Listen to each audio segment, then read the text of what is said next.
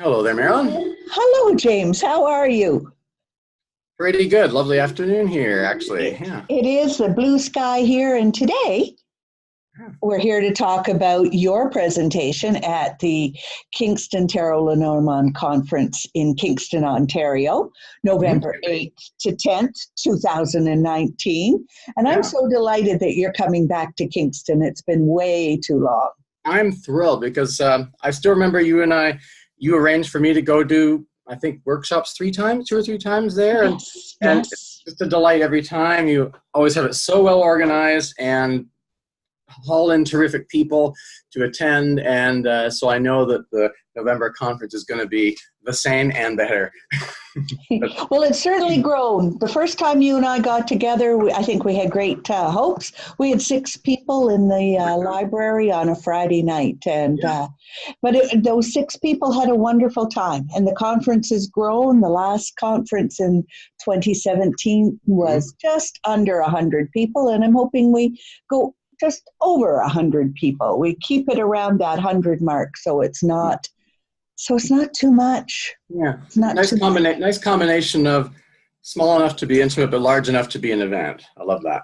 Yes, exactly. And the connections that people make at this conference are long lasting. And that's the part that gives me the heart woo woos, if you will. I Yeah. love it. Yeah, Yes, that's the treasure. The people I met through this world are just terrific people. they are. They are. So tell me a Mhm. little bit about what you anticipate by Hmm. coming to the city of Right, Kingston and what you're doing for the conference. right. Since you mentioned Kingston first, I'll just say that I love Kingston. It's only a 2.5 hour train ride for me from Toronto here. Beautiful historic buildings, great history, terrific food places there. Lovely people, right on Lake Ontario, one of the world's great inland freshwater seas. It's great, and our hotel's right there, I think, isn't it? Yeah. Yes, it is. Yes, it Yeah, is. You could lay in bed and watch the sunrise, which isn't too early in November. It's like coming up 7:30, very reasonable time. perfect, ideal, I'd say, just to get us Yes. up for the conference. And the other thing I would say, I already alluded, like Maryland gives a good event. So, it's another reason to go to Kingston. I really mean that. It's not just hype. No, and I think people are still talking about it, and we try to look after people really well. We have some wonderful goodies for people. We have wonderful speakers lined up. The food, the last time people are still raving about the food because we feed people at this conference. You don't have to go hunting and gathering, so we feed you well, and we also leave some free time for you to go and try Kingston's best restaurants. Right. So Speaking yes. of feeding, that's what I'm going to do in a way. I'm going to be feeding some soul. Wonderful, wonderful. So tell us about this, please. Right. So my topic is entitled "You Are the One You've Been Waiting For," and it's the poet June Jordan, I think, in one of her works in the 1970s, a, um, a poem about really the liberation of Black people. And the final line, or close to the end of the poem, is "We are the ones we have been waiting for." And it's been attributed to various people, and so I've twisted that around. But it's June Jordan, the poet, who came up with it, as far as we know now. And so I changed that to "You are the one you have been waiting for," because there's a lot going on in the world. Duh, you know. Yes. And I think the time for waiting for somebody to do something about it is done. We're it. and Yes. and my whole premise is that you exist. Nature doesn't make mistakes. She gave birth to you through your mom. So you belong. You're here. You belong. You're part of this ecosystem of humanity and planet. And because you belong, you must have a purpose in all that. And I also feel that at its essence, life has basically no meaning.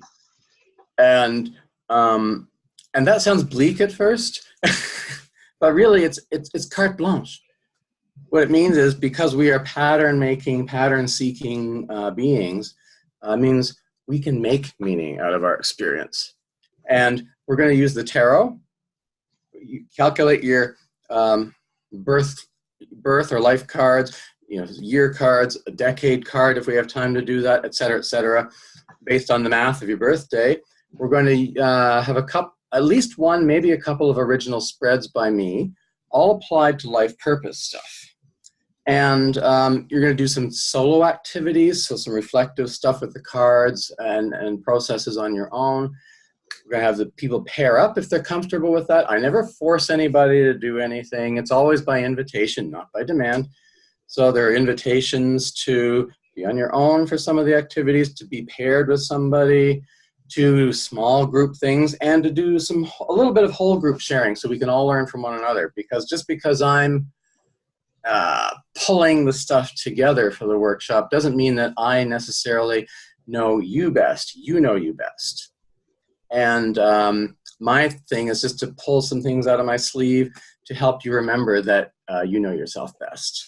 And to apply that, my hope is, and my plan is, that by the end of it, you will, through one of the processes I'm going to take people through, you will hear your marching orders from the cosmos spoken to you by the end of the workshop. Wow. Wow. Won't that be marvelous? I hope so. I know it will. That's why I love working with you, James. I know you will deliver that. Great. So. Yeah. And if people would like a taste of my work, I would like to offer that now in a bit of a process they can try at home. And I'm going to give it a sort of an abridged version. There are some written materials that I have sent to Marilyn that hopefully people will be able to see on the screen at some point. So it's essentially using the tarot or whatever symbol-rich discovery tool you happen to be using. It could be Lenormand cards, soul cards, crone stones, whatever you like. The main thing is some kind of symbol-filled card deck or set of something. And it's a 3-day, not really 3 days, it's 3 days consecutively in which you set aside 30 minutes per day. So it's only an hour and a half spread over 3 days. And I consider it to be a mini retreat to help you reflect on what could potentially be life purpose for you, or at least start stirring the pot a little bit inside you and make you even more curious and, I wonder if that might be it. So the thing is to set up a cozy spot for yourself in your home or wherever it is. Might even be outside. A place where you're going to not be interrupted, have half an hour alone, have a timer with you, make it nice. Have your tarot deck or whatever you're using with you, a notebook, all your colored pens or whatever you want. And then day one, you is starting off with, you just enter the space consciously. Like take some breaths, light a candle, ring a bell, recite a poem, whatever it is that makes you say, okay, I'm here now. And I've got a series of 6 quotations by people. I won't go over them. I won't read them now because they're all in the thing that I sent. And these 6 quotations all have to do with purpose from various people I admire and have admired over the years. And you let one of those kind of sing to you. If in your body, when you're reading those 6 quotations, one of them goes, oh, inside you somewhere. Not in your head, not in your noggin. It's a full body experience. Maybe there's a tingle. Maybe there's a, could it be, kind of feeling. That's the one you're picking. So you write it down. You're going to go through your deck. Pick a card that most looks or feels like it consciously. Don't do it at random, day one. And you might end up with a bunch at first, but narrow it down to one. And then just kind of think, all right, just play with the card a little, look at it, spend time with it. Then I've got a whole series of questions that you can ask of yourself. Actually, they're really open-ended sentences. And these open-ended sentences are meant for you to finish off in your notebook. Things like, a person would be delighted to receive this card if, unhappy to receive this card if my response to number 1 could be a solution to number 2, I would say this. And if this card were an illustration for a motto or a slogan or phrase, that motto or phrase might be this. And then you just write that stuff down. Close your notebook, end your session, get on with your day. Day 2, similar. Enter consciously, read your quotation again, jot down any thoughts about it, and then you use your deck of cards to, and shuffle, pick a card at random. So you've gone through it to find a card before that looks or feels like the quote. Now you're going to let the universe pick one for you. So pick it at random. Again, just spend time with it, look at it, feel it, sense it. And then, again, there are 4 sentences to complete. This time on a broader scale about the world. So looking at your randomly picked card on day 2, you say, you finish the sentence, I know that the best, most praiseworthy attributes or qualities of this card are alive on planet Earth when I hear about blah, blah, blah. 2, I know that the worst, most condemnable qualities of this card are alive on the planet Earth when I hear about such and such. My response to number 1 could be a solution to number 2 if, use your imagination here, and this card could easily be an illustration for a slogan like blah, blah, blah. Again, doing that. Close your book, conclude your session. Day 3, pull it all together. Tie up the loose ends a bit. So you get back into your sacred space, wherever that is, reread your quotation, revisit your 2 cards, jot your impressions. Notice what the 2 cards have in common, and notice what those common things are that are slightly different. So if you had to change something in card A to be more like the thing in card B, what would that process be or entail? And how might that apply to you? Reread your responses to number 3, the solution responses that you gave. What do they have in common? How are they different? How might you bridge those differences between those solutions? And how might all of those apply to you? Reread your responses to number 4 from both days. The slogan, motto thing. What do those have in common? How are they different? What might you do to bridge those differences? And how might that apply to you? Reread all that stuff. Reread your responses to how might all this apply to you stuff from the previous 3 points, and begin to wonder between now and the November conference, what could I do or how could I be based on these things that have come up for me through the cards and through the quotation? What can I do for myself, my household, my community, the world out there, for our species, for all the species, for the planet, the environment? Really broaden this. Start here and start rippling out into the world.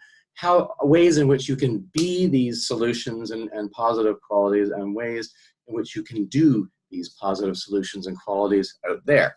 Because it's not, our purpose, I think, is to be donated to the greater whole. Our personal wholeness should be, I think, gifts that are given to the greater whole.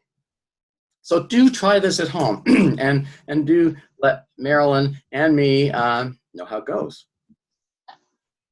Sounds wonderful. And I've had a chance to take a look at this handout that you've created, and what I'm going to do is create a page attached to the conference page that will have this recording and will have all of the directions, so you can read along and feel James' enthusiasm. All right.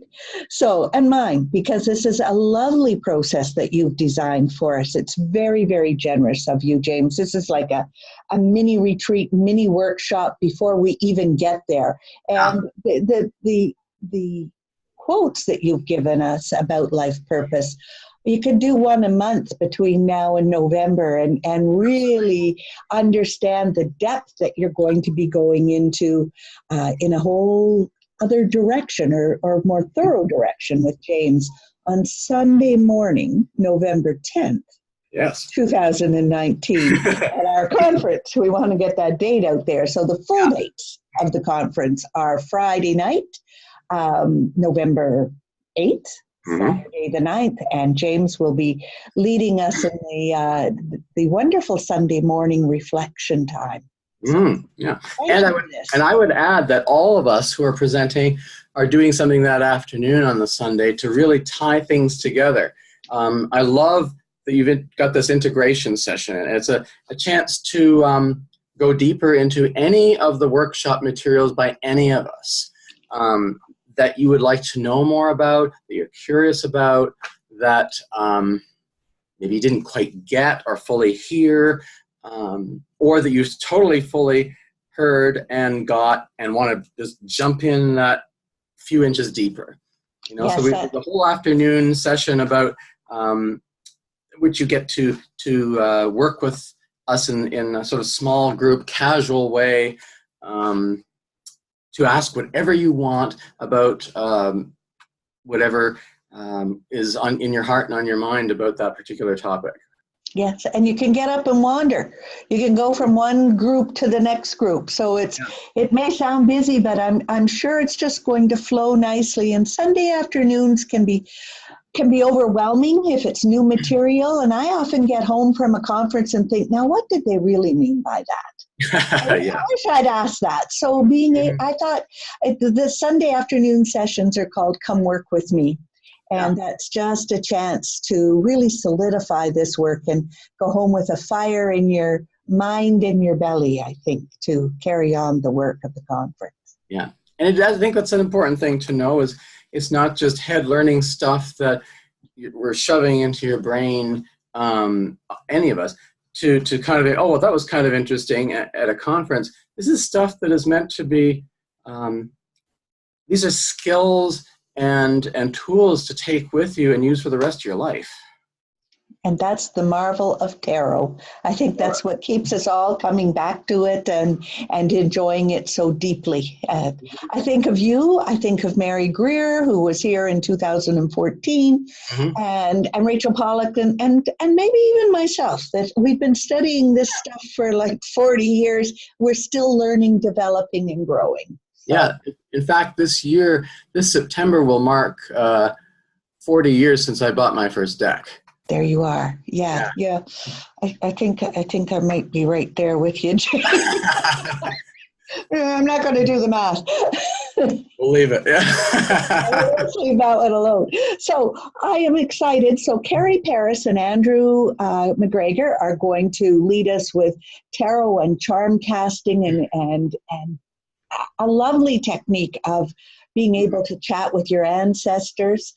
Monica Berdersky on Saturday afternoon will be doing past life regressions, and you can use Lenormand or tarot for that. And it's an amazing process. We did it at one of your symposiums some years ago. And then Sunday afternoon, Come Work With Me. And James here has given us a preview of You Are the One You Have Been Waiting For. So all kinds of good things between now and November, and more to come when we get to November. So got it. James, thank you so much for all of this. It's very generous of you. Oh, my pleasure, Marilyn, and great to see you. Yes, it's always fun to work with you, James. Oh yeah, it's a blast. Yes. I love it. Yes. All righty. Thanks again. Thank you. Bye-bye.